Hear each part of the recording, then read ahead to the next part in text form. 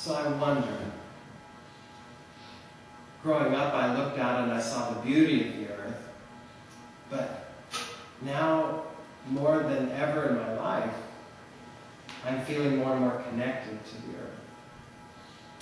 Because, you think about it, our bodies are what? How much percentage of water is our bodies? 80? 90? A lot? Most. A big part of our bodies is made up of water. How much of the face of the earth is water?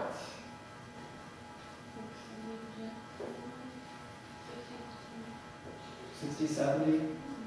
I think with this whole satellite thing, NASA was saying that about 90% of it, somewhere in there, a whole bunch of the face of the earth is water. Now, what is the rest of us made out of, besides water?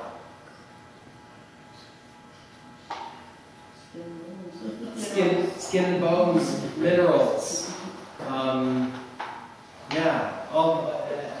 Our bodies and our blood, the composition of our blood is really, really, really similar to the sea, the waters of the sea.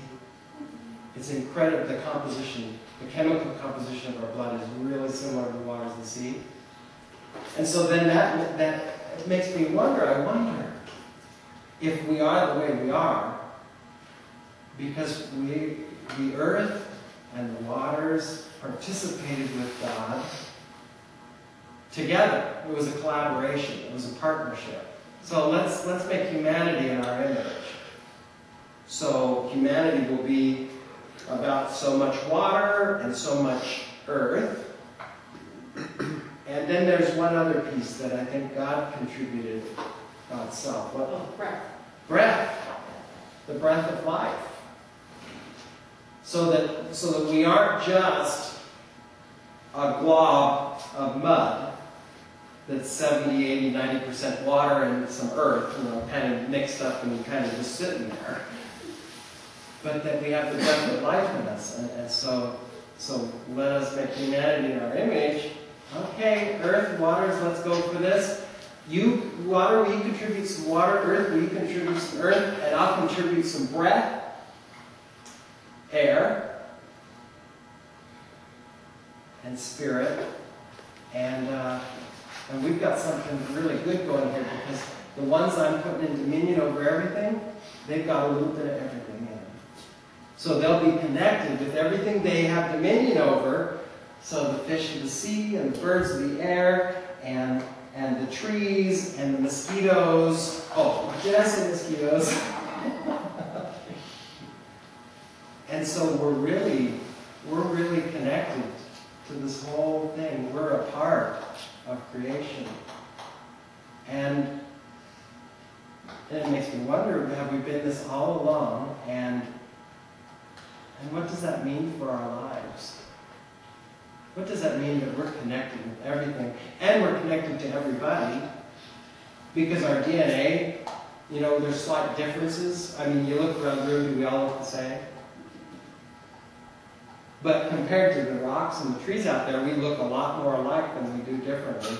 It's so cool. Last night, Myra was sharing about with her kids, her 3 sons. At one point, they were all at each other, and they were not getting along at all. And so she said, so I just had them all sit down and gave them each a piece of paper, and I asked them to put 2 columns on each piece of paper.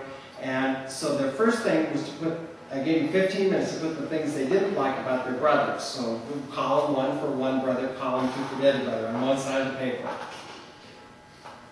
And they were really, they wrote a few things down, but then they were really scratching their heads to try to figure out, to have 15 minutes worth of stuff to write in those 2 columns. Then she had to flip the paper over and gave them 15 minutes to write all the things they liked about their brothers. So a column for brother 1 and for brother 2. And they ran out of time. They were still coming up with stuff about their brothers. And it wasn't anything they didn't know. They just didn't realize it. They didn't realize that they were that connected with their brothers. They didn't realize how much they really did in fact like their brothers, and there was just a few things that they didn't like. And so as I think about creation, I think about our connection to each other and to the rest of humanity and to the trees and the mosquitoes and the spiders and the fish and the birds. You know, yeah, there's some things that we don't like about mosquitoes. I don't know, maybe some of you really love mosquitoes and come. But I thought about, so that was just last night, I thought about writing down a list like that for creation and all the things that I don't like, and the things that I really do like, the things that are amazing about being part of this world, part of God's world, and really a part, not just kind of a lone person, but a connected, literally connected to the earth.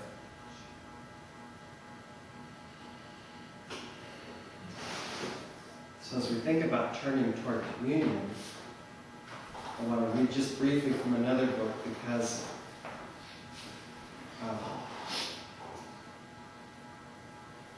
I think Jesus felt this connection in a powerful way, and it's part of what made it possible for him to live for us and to die for us. Because we were kin. We are kin. And creation itself is kin. And so this is from the preface to Breaking Dawn, Stephanie Meyer's Breaking Dawn. And you wouldn't know it from what I'm about to read, but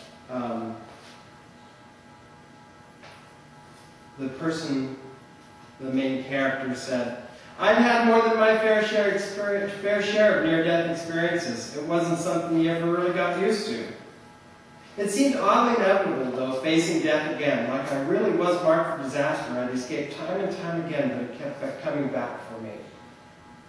Jesus also, there were several times where he could have been taken, but he wasn't, but he kept facing. Still, this time was so different from the others. You could run from someone you feared. You could try to fight someone you hated. All my reactions were geared toward those kinds of killers, the monsters, the enemies. So you can run from something you fear. You can fight something you hate. You can do all that. When you love the one who was killing you, it left you no options. How could you run? How could you fight? When doing so would hurt that beloved one. If your life was all you had to give your beloved, how could you not give it?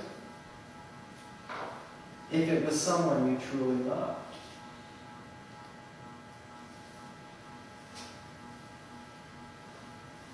So when Jesus, on the night that he was betrayed, when he was going to die,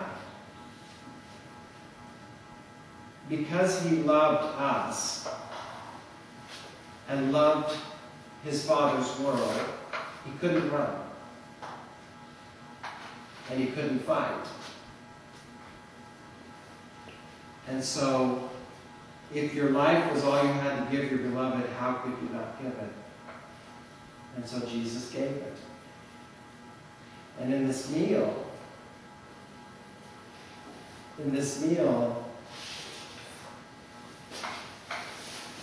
when Jesus talks about, when he takes the loaf, and he blesses it, and he breaks it, and he says, "This is my body, given for you,"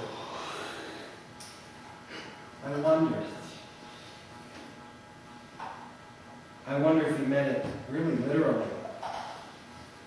Because his body was made of bread. That part of his body that wasn't water was made of what he'd eaten all his life. And so he points to something of creation, a fruit of the earth, to say, "This is my body, it's given for you. I give myself, and this fruit of the earth, it's given for you. It's been given for you from the very beginning."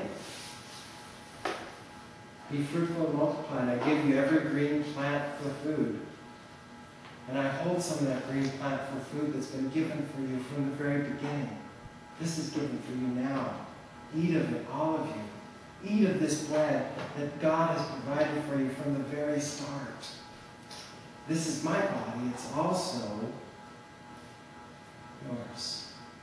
It's ours. It's our life. We don't live by bread alone, but we do live by bread. And that's God-blessed bread. So eat of it.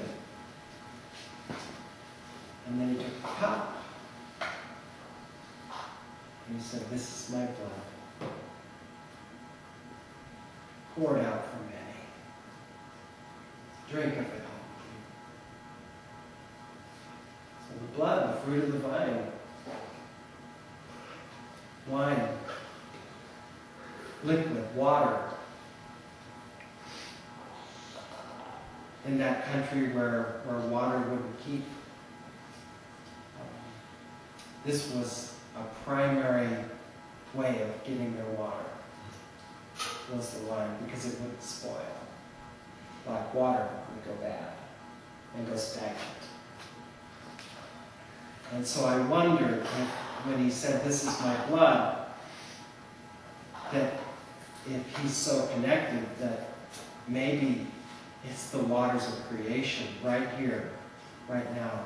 Because through his life, as he drank this wine, it was literally his blood. Literally. Without it, he wouldn't have the 70, 80, 90% water that he's made up of. And so it's poured out for many, and so from the beginning, the waters of the earth have been poured out for us all. Like those dewdrops on the bush for me. Those weren't just for me, those were for everyone. I just happened to notice it for the first time in my life. Even though it had been there my whole life, I hadn't seen it.